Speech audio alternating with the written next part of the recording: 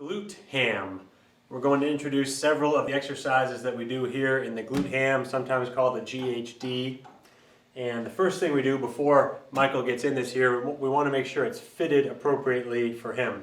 So we have this spaced, well, we can move it back and forth here. We can move it closer, we can move it farther away, depending on his height.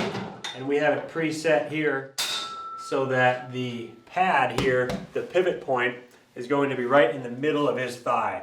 So if we brought this closer, the pivot point would be down closer to the knee, and it would be more challenging because he'd have a longer lever arm from the pivot point upwards that he'd have to lift using his hamstrings.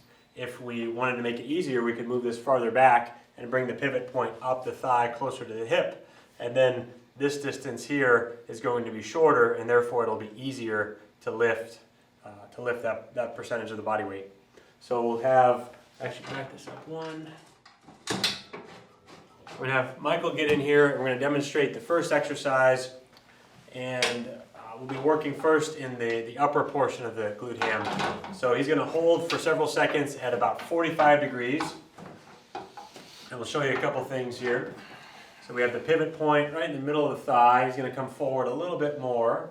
So we want to make sure that the neck is real long, the pelvis is tucked underneath. We don't want to see the hips break like that. So we have good glute activation, nice flat back, good long neck. So we can hold there, and then he's going to extend out, pushing out to horizontal and pulling back. We'll do 2 more reps. Good. So one thing you can see, his thighs actually slide up and down a little bit on this pad as he does that movement. And we have contact here. The balls of his feet are back on this platform here. So this is the type of work that we do in the upper portion of the Glute-HAM. Let's do a few seconds of hold at horizontal. We also will often hold here at horizontal. And again, we got that nice flat body. The glutes are driving to extend the hips, not letting the hips break.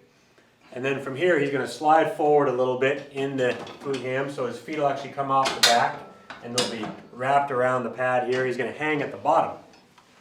So this is another way that we use this. This is fabulous for getting spine traction, working on hip flexion, and this is oftentimes a great way to end a workout. We'll let people who've just gone through a challenging workout, if they've had some spine compression, if they've been loaded, this is going to really lengthen out the spine, lengthen out the hamstrings, calves, glutes.